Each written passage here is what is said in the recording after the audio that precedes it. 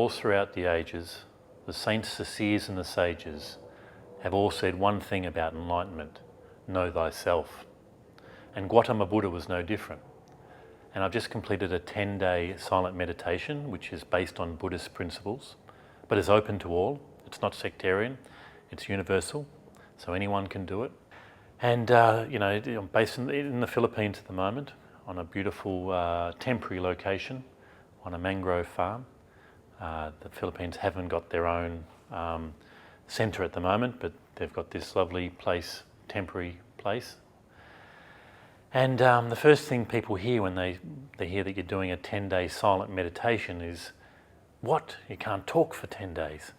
But believe me, that is the easy part. Every day you're meditating for 11 and a half hours. You're waking up at 4 a.m. every morning. You are eating lovely vegetarian food that's prepared, so all your meals and everything is taken care of. But the culmination of that meditation is you reach this stage where you actually sit for 1 hour without moving a muscle. A meditation of strong determination.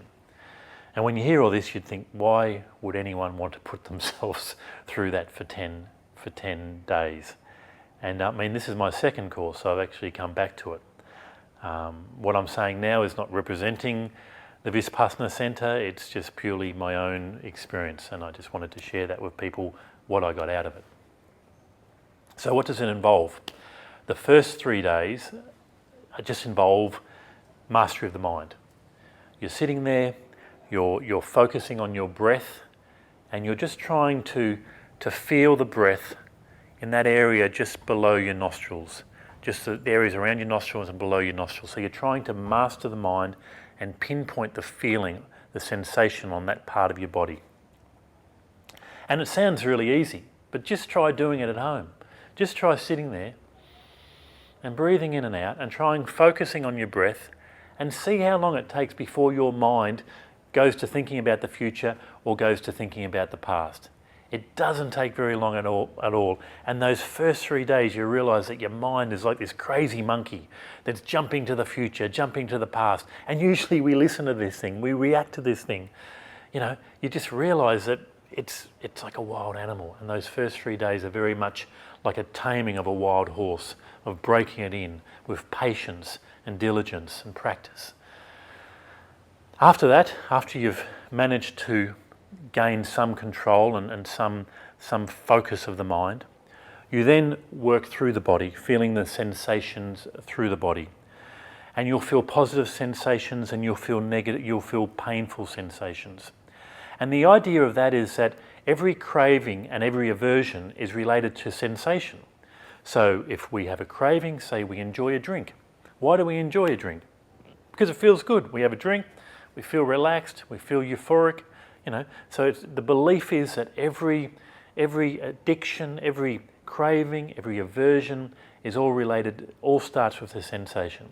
So the idea of the meditation is just to be the observer, to observe that that sort of feels nice at that moment, like a tickly sort of feeling, but just to observe it, to feel a bit of pain in that leg, but not to react to it, just to observe it, and to just to feel the sensations and to realise that each sensation comes and goes.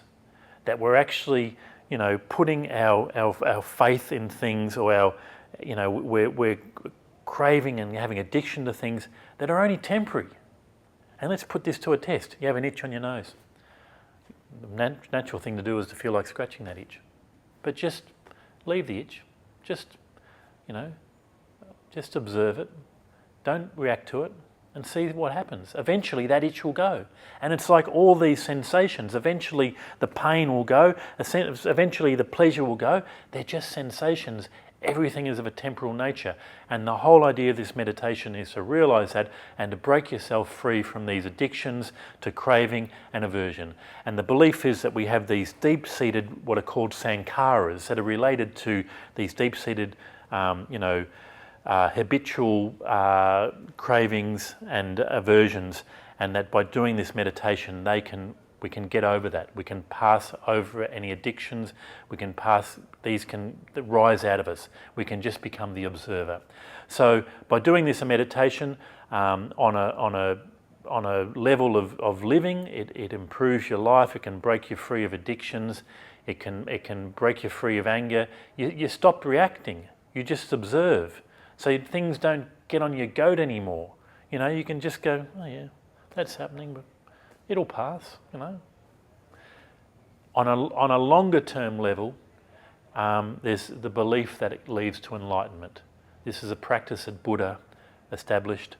So it's, you know, for me, it was the first time that I realised that I usually listen to this mind, and you know, when I first realised that I'm not my mind, that was a big thing for me. So for me, it was a spiritual practice that has a practical application, that you can actually feel some good out of it, and it's worked for me, and I want to continue this practice in my daily life.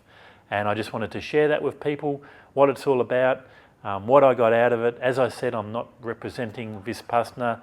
I'm just a student. I'm new to it. I'm not an expert, but this is what I've got out of it. And this is why I came back for more of what sounds like complete torture. And believe me, those 10 days are very intense. It is very difficult. It's like a deep surgical operation on your mind and your body. Your mind, you know, will not like being controlled. It will not like the fact that you want to sit down for an hour and try and focus it. Your body will not like being told you're going to sit there for an hour without moving. So there's pain, there's you know, it's not an easy thing to do, but if you stick with it, the results are great, you know, in your life. And as I said, I'm just starting in the journey, but already I feel some benefit from it, and yeah, just wanted to share that with you. So thank you for listening.